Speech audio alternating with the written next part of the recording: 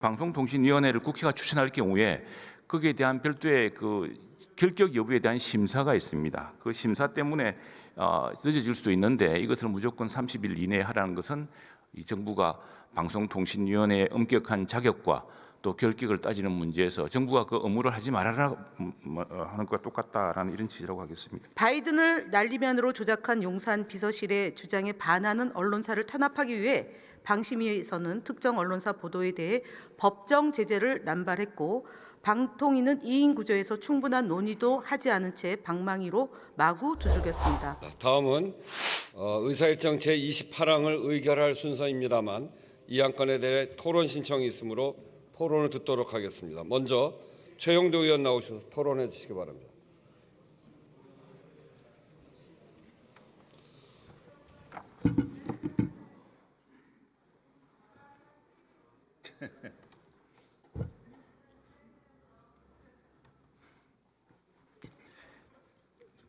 네, 존경하는 국회의장님과 선배 동료 의원 여러분, 국회 과학기술정보방송통신위원회 국회의원 최형두입니다.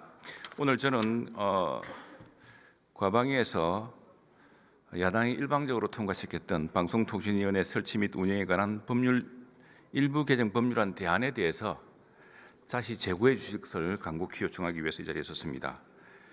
잘 아시다시피 방송통신위원회가 우리 국회에서 이렇게 많은 시간을 차지하게 된 것은 지금 방송통신위원회가 2인 체제라는 이유입니다. 그 2인 체제는 정부가 대통령이 2명, 국회가 3명인데 국회 그 3명 중에서 2명은 야당, 1명은 여당 이렇게 되어 있습니다. 그런데 그 3명이 국회에서 추천하지 않고 있어서 지금 방통위가 5인 체제를 복원하지 못하고 있는데 문제의 핵심이 있습니다. 그런데 이날 이 법안에 보면은 이 법은 그 문제, 우리가 신속하게 이 문제를 해결할 수 있는데도 이 문제의 해결은 하지 않은 채 지금 몇 가지 형식적 요건을 새롭게 바꾸려고 하고 있습니다. 여기에 대해서 다 이유가 있습니다. 우선에 지금 대통령 국회가 추천하면 30일 내에 무조건 임명하라라고 한 것은 이게 나중에 역대 정부를 거치면서 역대 정부의 대통령의 인사권을 지나치게 침해할 수 있다는 소지가 있습니다. 또 하나 방통위법을 한번 읽어보시면 아시겠지만 방통위법에는 매우 상세한 자격이 있습니다. 방통위원은 아무나 될 수가 없습니다. 그건 우리나라 방송통신정책에 큰 결정을 해야 될 분들이기 때문에 적어도 법학이라든가 관련 분야 또 그 구체적으로 보자면은 이 굉장히 아무나 할 수 있는 자리가 아닙니다. 그런데 방송학, 언론학, 전자공학, 통신공학, 법률학, 경제학 이런 데서 15년 이상 경력이 있어야 되고 또 판사, 검사 또는 변호사의직에서 15년 있어야 되고 있습니다. 그리고 또 하나 결격 사유도 있습니다. 왜냐하면 방송통신정책에는 여러 가지 규제와 인허가에 관한 또 이익이 걸려있기 때문입니다. 그래서 규제 대상이 있습니다. 우선에 정당 사람들은 못하게 되어 있습니다.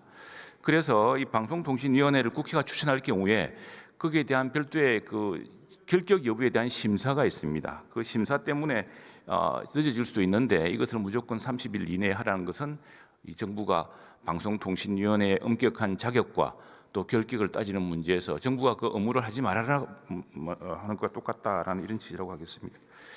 그래서 저는 이 문제에 대해서는 이 법안을 이렇게 일방적으로 강행할 것이 아니라 우선에 방송통신위원 2분을 민주당에서 빨리 추천하셔서 5인 체제를 복원했으면 좋겠다는 것입니다. 그리고 의사 정족수를 이제 3인으로 하는 문제가 있는데 이것도 사실은 당연한 이야기입니다.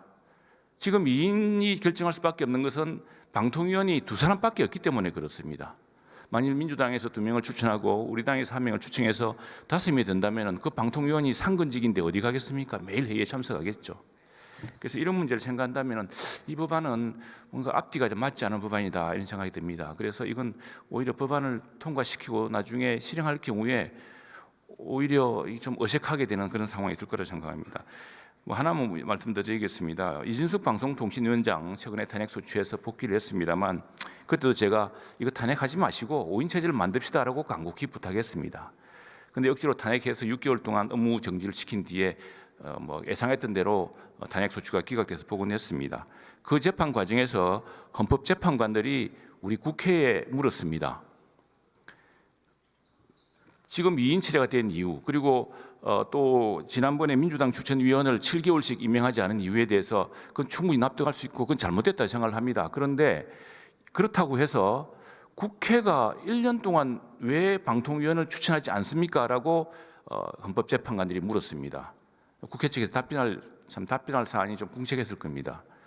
그리고 또 다른 헌법재판관은 그렇다면 국회는 방송통신위원회가 일을 안 해도 된다고 생각하십니까? 라고 물었습니다. 우리는 이 점을 반성해야 됩니다.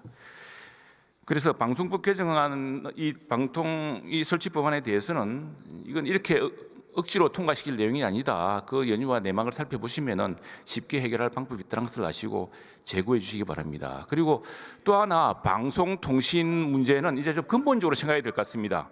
우리가 국회 과학기술정보방송통신위원회가 방송 지배 구조 하나만으로 너무 지나치게 시간을 낭비하고 있습니다. 그래서 방송은 좀 이제 떼내야 되지 않을까 생각을 하고 있습니다. 그리고 우리 방송도 지금 KBS 수신료 문제가 있습니다만 정말 우리 방송을 제대로 키워야 됩니다. 이런 문제에 대해서도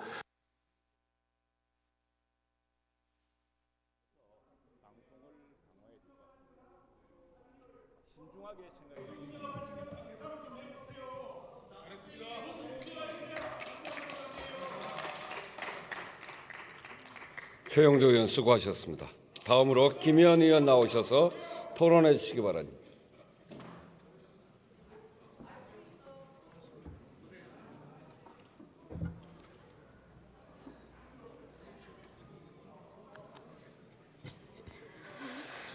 존경하는 우원식 국회의장님, 존경하는 선배 동료 의원 여러분, 사랑하는 국민 여러분, 과학기술정보방송통신위원회 더불어민주당 간사 김현입니다. 방송통신위원회 설치 및 운영에 관한 법률 개정안 대안은 방송통신위원회 위원 중 국회 추천위원의 경우 국회가 추천한 날로부터 30일 이내에 임명하도록 하고 방송통신회의 의사 종족수 3인을 신설하고 의결 종족수를 출석위원 가반수로 변경하는 내용입니다. 방송통신위원회는 방송의 독립성과 중립성을 보장하기 위한 대통령 소속의 합의제 행정기관입니다. 위원장을 포함한 2인은 대통령이 지명하고 3인은 국회의 추천을 받아 대통령이 소속되거나 소속되었던 정당의 교섭단체가 1인을 추천하고 그 외 교섭단체가 2인을 추천하도록 돼 있습니다. 아울러 결혼 시에는 결혼된 날로부터 지체 없이 보궐위원을 임명하도록 돼 있습니다. 그런데 윤석열 대통령은 2023년 3월 10일 국회 추천 몫인 최민희 상임위원 후보자를 정당한 절차를 밟아 추천하였으나 7개월 7일 동안 임명하지 아니하였습니다. 대통령 소속 합의제 기관인 방통위를 방송 장악의 도구로 전락시키기 위해 대통령 지속 기관인 대통령 지명 2인으로 사회적으로 정치적으로 중요한 방송통신 정책을 의결하면서 윤석열 대통령 비서실 방송통신수석실화 시켰습니다. 한상혁 위원장을 기소됐다는 이유로 해임시킨 뒤에 이동관 위원장이 지명된 뒤 2023년 8월 28일부터 이진숙 위원장 현재 2월 25일까지 2인 구조에서 132건을 의결했습니다. 이동관 전 위원장이 44건, 김홍일 전 위원장이 87건, 이진숙 위원장이 8건을 하였습니다. 바이든을 날리면으로 조작한 용산 비서실의 주장에 반하는 언론사를 탄압하기 위해 방심위에서는 특정 언론사 보도에 대해 법정 제재를 남발했고 방통위는 2인 구조에서 충분한 논의도 하지 않은 채 방망이로 마구 두들겼습니다. 그에 따라 소송 비용이 늘었고 혈세를 낭비했습니다.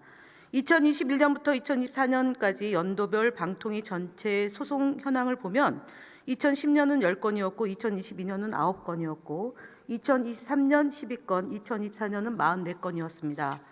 2024년 소송 44건 가운데 38건이 2인 구조에서 의결한 것입니다. 소송 비용을 충당하기 위해 방통위는 전대미문의 일을 저질렀습니다. 공영 차량 기름값까지 끌어다 썼습니다. 유류비, 기타 운영비, 직책 수행 경비, 일반 수영비까지 전용해서 6,200만 원을 쓴 겁니다. 2024년도에 소송비 본 예산이 2억 3,500만 원인데 결산액은 5억 5,900만 원입니다. 이것이 끝이 아닙니다. 2024년 발생한 소송 비용 중에 4,750만 원은 지불하지 못했습니다. 시쳇말로 외상값입니다. 법원에서 방통위 2인 구조 위법성을 지적했습니다.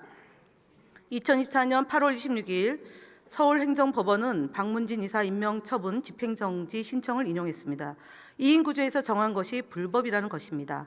YTN 최대학 출자자 변경 승인 처분에 대한 집행정지 신청 기각하는 결정문에서 법 제13조 1항의 내용을 비춰볼 때 3인의 제적위원이 최소한 요구되는 것이라고 해석했습니다.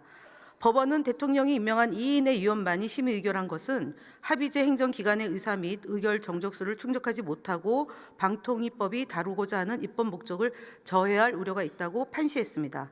개정안은 방통위가 2인 구조에서 사회적 정치적 의사결정을 못하게 하고 의사 정족수를 명확히 하려는 것입니다. 상임위원을 국회의 추천 몫을 각각 추천하여 구성하도록 한 법의 취지에 따라 임명하고 보궐위원 임명을 30일 이내에 하도록 하여 결론이 발행하여 대통령이 좌지우지하는 상황을 미연에 방지하려는 것입니다. 대통령을 배출하지 못한 정당의 몫을 존중하자는 것입니다. 방통위 무력화법이 아니고 방통위 정상화법입니다. 존경하는 의원님들께서 아무쪼록 가방위에서 충분한 논의한 방통위 설치 및 운영에 관한 법률 일부 개정안을 통과시켜 주시길 바랍니다. 이상 마치겠습니다. 감사합니다.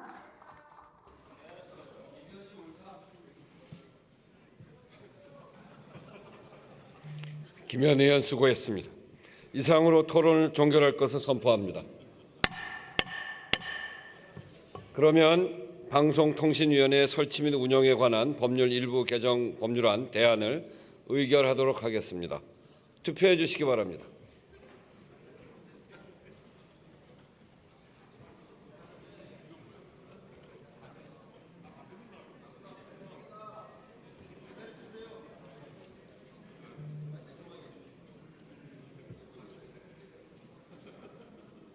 투표를 다 하셨습니까? 그러면 투표를 마치겠습니다.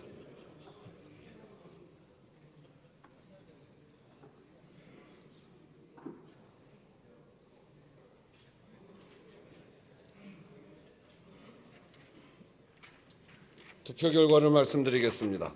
재석 245인 중 찬성 167인, 반대 78인으로서 방송통신위원회 설치 및 운영에 관한 법률 일부 개정 법률안 대안은 가결되었음을 선포합니다. 다음은